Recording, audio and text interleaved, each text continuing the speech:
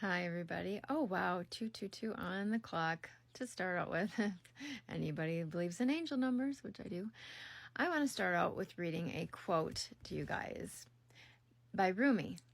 Okay. The universe is not outside of you. Look inside yourself. Everything that you want, you already are. Did you know that? Yeah. Pretty cool. It's pretty cool to come to understand that everything you could possibly ever want, desire, want to be, do, have, it's all inside of you already because you are the universe. You are God in an avatar body. You can put it either way, whatever, you like believe. So just for a moment, let's just disband like your beliefs of anything to do with this kind of stuff, okay? And just listen to me, okay? If it resonates, it doesn't. If it does, cool. All right? So within the spiritual community, I've heard a lot of people talking about this, and I have actually had some downloads on this before. Like, I am a psychic medium, so I get a lot of downloads. I get a lot of visions and dreams and things that come true. So, and not in that way too. I'm a prophetess, and so, anyways, there's this theory that is seemingly being more and more plausible, and is making a lot more sense to me the more I read about it, the more I study it, and it's about everything. Well, that you are God, for one, living in an avatar body. So I always tell people, I believe that God is living in us, through us, and as us, okay? And we are the consciousness of God, all of us. We may all be different parts of the consciousness of God, but we are all the consciousness of God. And that's what connects all of us, every single one of us, and everything that is in existence within our third dimension, okay? Everything that we see with our natural eyes. So everything is interconnected. And I think this too also plays a huge part in why psychic mediums like me, who can actually get information and like see things that are going to happen, or see things that have already happened or that are happening right now, because we're connected to everything and everyone.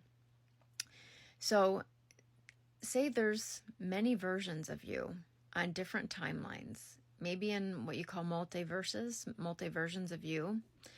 And there's a version of you out there that's like rich and famous. And there's another version of you out there that's like this famous artist, or there's another version of you that's like a very popular #1 best-selling author of famous books, just anything. Or there's a version of you that's homeless living in a box.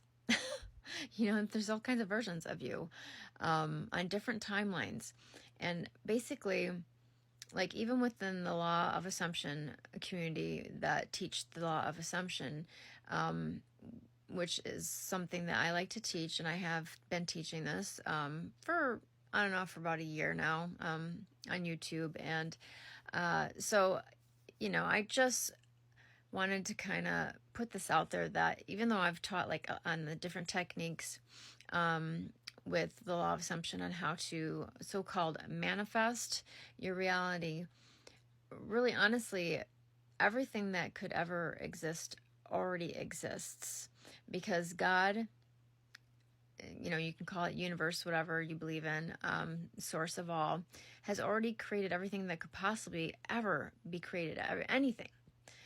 And that means any version of you, or even things like different creatures. This is a cool topic too, like Bigfoot or fairies or unicorns.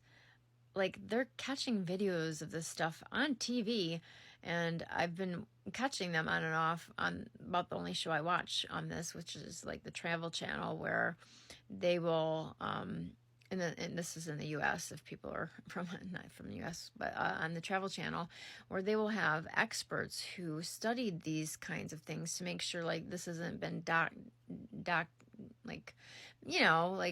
messed with. I couldn't think of the word. I just went blank on the word I was trying to think of, but where they like kind of mess with it and make it look real, but it's not. But they're like, this is real. Like, this is a real unicorn. So, wow. So God like created all these kinds of creatures, and yet God lives in all these creatures because God lives in all. And I'm not religious or anything, used to be a long time ago, but even in the Bible, it does say that God lives all in all. Like, God lives in everything, even the rocks, you know? So this is something that I just find so fascinating. And honestly, if you wanted to like learn about how to manifest, one of the best ways is using your imagination, and you imagine how you want your life to be. You get first clear. You make up your mind of what you want to have in your life, the type of person you want to be, what you want to do for a living, or your purpose in life.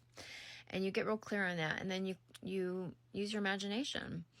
Close your eyes and imagine what it's all going to like be like, and maybe even if you can get into the feeling of it. I truly think that helps.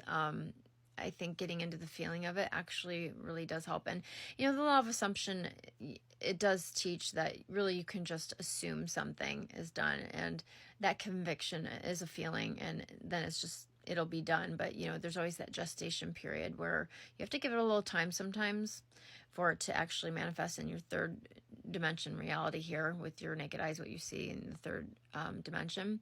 But sometimes things can manifest instantaneously. I've had things manifest instantaneously, like where I've had a thought, like I'm like, oh, I hope I don't hurt myself on this thing, and then boom, like in a second, then I hurt myself on that thing, and it was like, what the, oh my gosh, you know. And it's like, be careful what you think, you know, because sometimes like your thoughts are very powerful. Like, your thoughts can create things, and as well as with your emotions. So if we turn, like, you can, I've heard this analogy many times, like there's frequencies everywhere. We're all, you know, surrounded with different frequencies. And if you are turning the dial like on a radio, there's sometimes static until you get to the station that you want to get to. And a lot of us are maybe on that part of where we're turning the knob. We're trying to get to the radio station to what we want to tune into and be in alignment with what we want to manifest, if you would want to call it that. But basically what already exists on this timeline that you're trying to get to, this version of you that you're wanting to be, that you are, you know, trying to tune into and get in alignment with by turning that station, that radio station. You might have a little static at first, but then you will get to the station, and then boom, you're like, there's the music or whatever you're tuning into. It's kind of like that. So you can instantaneously shift into a new identity. Literally, when you get into a new identity, like, if you will have like a new personality will create a new reality. If you want to create a new personality, you can start off with having like making up an alter ego. I know that sounds crazy, but a lot of people do this. I know, like, Marilyn Monroe did this, and they call it the Marilyn Monroe effect. And, you know, she would flip it on and off like a switch, and it was just amazing. You know, she could go out in public, nobody would recognize her in regular clothes, and then she would, next thing she'd say to a friend or whoever she was with, you want to, like, see how I can just get people to see Marilyn Monroe? And because, like, she was like, yeah, you know, I don't know why nobody's recognizing you. And she's just like, okay, I'm going to do it now. And she said it was like she flipped a switch, and everybody started noticing, oh my gosh, it's Marilyn Monroe. Oh my gosh. And so this was just a really good example of how, when you want to tap into like this alter ego, you can become that person, and you will emanate that out into the world, into your reality, and people will see you like that because they're you pushed out. Everybody is you pushed out, because we're all connected. We're all one. We're one with God. We're one with each other.